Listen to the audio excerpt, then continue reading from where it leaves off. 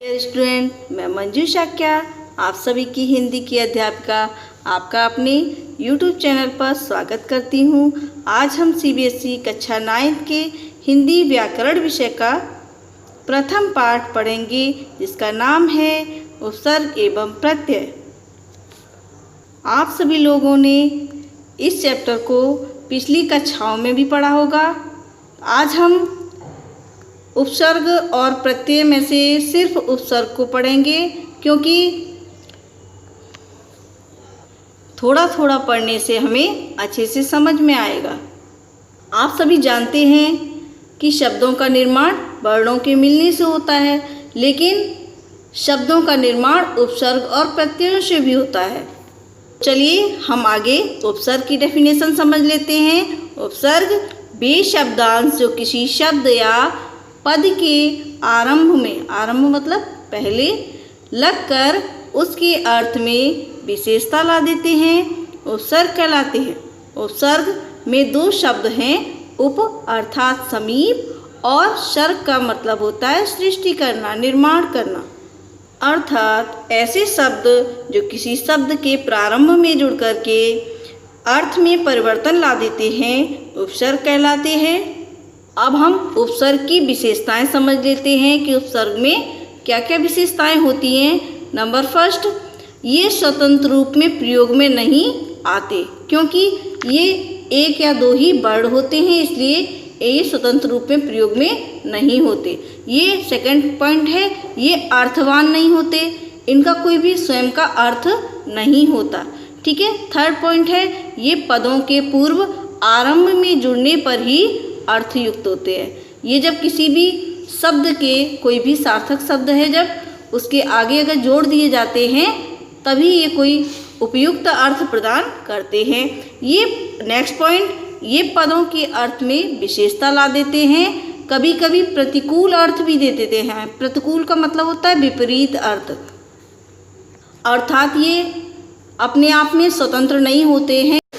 और अब हम आगे बढ़ते हैं कि हिंदी के उपसर्ग किस प्रकार के होते हैं। तो यहाँ पर हमने उपसर्ग और उसका अर्थ, फिर उसके उदाहरण के रूप में आपको समझाने का प्रयत्न करूँगी। ठीक है। तो आ का यहाँ पर आ तो उपसर्ग है हिंदी का, ठीक है, उसका अर्थ है अभाव। ठीक है। उदाहरण कैसे शब्द से बनेंगे, आ शब्द को मिला करके अगर भाव है, जो मूल शब्द है, उसमें आ अगर जोड़ देंगे तो क्या हो जाएगा, अभाव। जर, जर का मतलब होता है बुढ़ापा, अजर जो हमेशा अमर हो जाए। ठीक है। अनाथ, नाथ मतलब स्वामी, और जिसका कोई स्वामी नहीं हो वो अनाथ हो जाएगा। अछूत, जिसको छुआ ना जा सके। ठीक है। तो यहाँ पर आ का मतलब क्या है, अभाव के अर्थ में इसको हम प्रयुक्त करते हैं। आप समझते हैं आगे अध, अध का मतलब होता है आधा, अधमरा, अधखिला, अधपका, मतलब कोई भी चीज़ जब आधी होती है, उस कोई भी सार्थ खिला शब्द में अगर अध उपसर्ग लगा दिया तो अधखिला हो गया। मरा में अधमरा, अध लगा दिया तो अधमरा हो गया। इसी प्रकार से पका में अध अगर उपसर्ग जोड़ दिया तो अधपका हो गया। ठीक है। आगे और हम इस तरीके से समझ लेते हैं। अब यहाँ पर समझते हैं कु। कु का मतलब होता है बुराई, है ना। अगर पुत्र में कु उपसर्ग जोड़ देंगे, कुपुत्र, कुपुत्र का मतलब होता है खराब पुत्र। ठीक है। कुकर्म, कर्म में कु मतलब खराब कर्म। कुसंग, बुरी संगति, और कुमति, बुरी बुद्धि। ठीक है। सु, सु मीन्स होता है अच्छा, अर्थ इसका क्या होगा, सु मीन्स यहाँ पर अच्छा है। इनका कोई अपना कोई अर्थ इनका निकल ही नहीं रहा, ये तो सिर्फ वर्ड हैं, शब्द हैं बस, छोटे से, जो किसी भी सार्थक शब्द में मिलने के बाद एक नए अर्थ का निर्माण कर देते हैं। ठीक है। एक नए शब्द का निर्माण कर देते हैं। हमने सु पे बात कर रहे थे कि अच्छा, सु और अच्छा में अगर सु लगा देंगे तो सुरक्षा हो जाएगा। पुत्र में अगर सु लगा देंगे तो अच्छा पुत्र हो जाएगा। रंग में अगर सु लगा देंगे तो सुरंग हो जाएगा। और सुगंध, सु अगर गंध में लगा देंगे, महक में लगा देंगे तो सुगंध हो जाएगा। इसी प्रकार से सारे हैं, उन है, भर है, दू है, बिन है, और चौ। चौ का मतलब होता है चार। अब ये पाई में चौ अगर लगा देंगे चौपाई हो जाएगा। राह में लगा देंगे चौराहा हो जाएगा, और खट में लगा देंगे तो चौखट हो जाएगा। अब हम आगे बढ़ते हैं सेकेंड नंबर संस्कृत के उपसर्ग। जैसा कि मैंने बताया था कि हिंदी के उपसर्ग तत्सम बोले जाते हैं और संस्कृत के उपसर्ग को हम हिंदी के उपसर्ग तद्भव बोले जाते हैं और संस्कृत के उपसर्ग को हम तत्सम उपसर्ग भी कहते हैं। ठीक है, तो डेफिनेशन इसकी समझ लेते हैं कि तत्सम उपसर्ग वे उपसर्ग हैं जो संस्कृत से हिंदी में आ गए हैं और संस्कृत में अब तक 22 उपसर्ग हमारे स्वीकार किए गए हैं। इन उपसर्गों से बने अनेक शब्द हमें हिंदी में मिलते हैं। कुछ शब्दों के उदाहरण हमने नीचे लिखे भी हैं। ठीक है, तो तत्सम का मतलब होता है कि जो कठिन वर्ड जो होते हैं वो बिना किसी परिवर्तन के हिंदी भाषा में वैसे ही स्वीकार कर लिए गए, वो ही संस्कृत उपसर्ग होते हैं। ठीक है, अब यहाँ पर जैसे अति क्या है?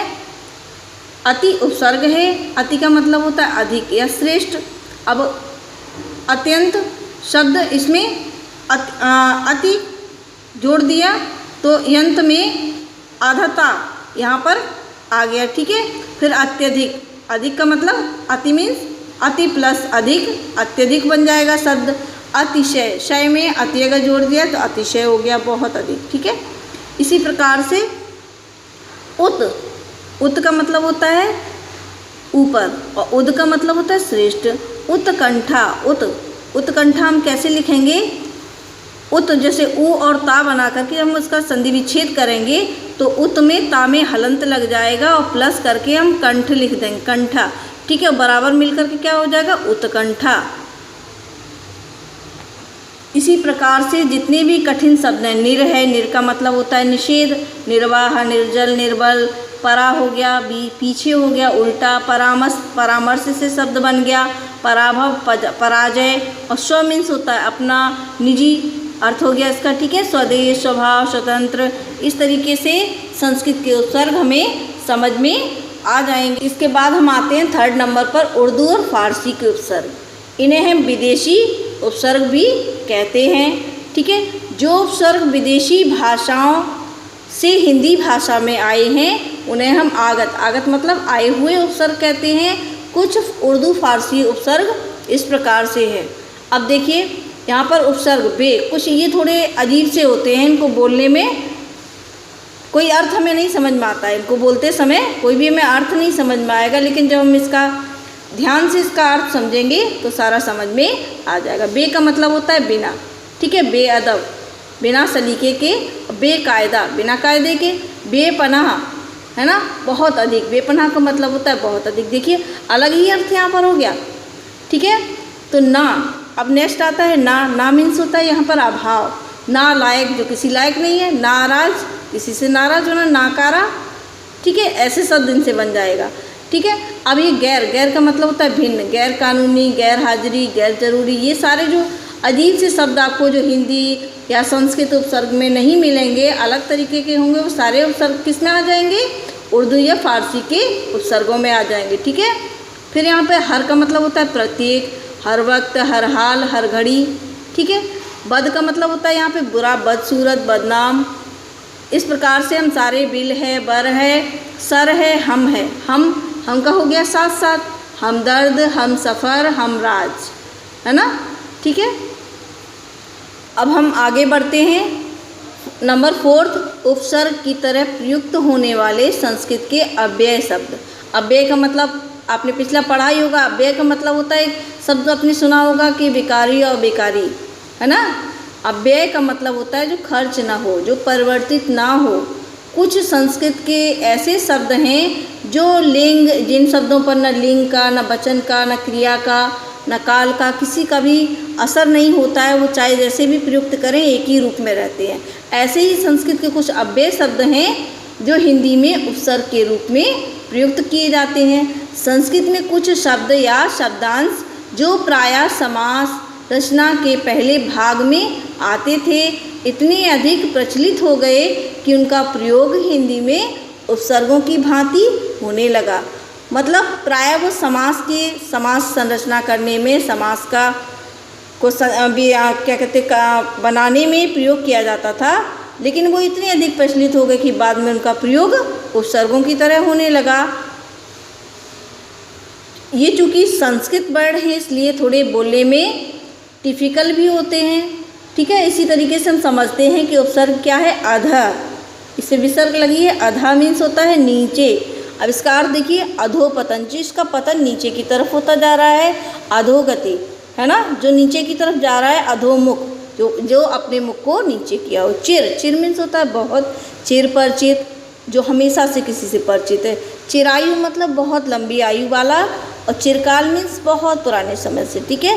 फिर आप देखते हैं पुनर, पुनर, पुनर का मतलब होता है फिर, ठीक है। पुनर्जन्म, पुनर्मिलन, पुनर्विवाह, इस प्रकार से शब्द बन जाएंगे। तिरस, बुरा, हीन है, तिरस का मतलब होता है हीन या बुरा।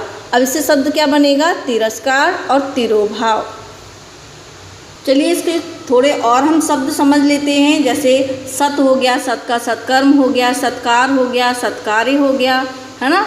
श्रेष्ठ मतलब अच्छा जो भी होता है, इसका अर्थ क्या हो गया, ठीक है। फिर देखते हैं पुरा, पुरा मीन्स पुराना, पुराजीव, पुरातत्व, पुरातन, मतलब जो बहुत प्राचीन समय से जो शब्द चले आ रहे हैं उनके लिए हम अगर कोई शब्द प्रयोग करेंगे तो पुरा शब्द ही उसमें उपसर्ग जुड़ जाएगा, ठीक है। बहिष मीन्स होता है बाहर, बहिष्कार, बाहर निकाल देना। बहिर्मुखी, जो चारों तरफ से बहिर्मुखी हो, ठीक है। बहिरंग, फिर आता है सम, सम मीन्स होता है बराबर, और बराबर, समभाव, समकालीन, स्वयं, अपना, स्वयंसेवक, है ना। इस प्रकार से स्वयं से स्वयंसेवक, समकालीन, समकोण, इस प्रकार से आपके उपसर्ग का चैप्टर ख़त्म होता है।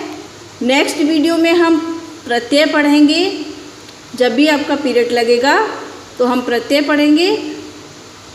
यदि आपको उपसर्ग अच्छे से समझ में आया है तो इस वीडियो को प्लीज़ लाइक कर दीजिए, और हमसे जुड़े रहने के लिए चैनल को सब्सक्राइब कर दीजिए। धन्यवाद।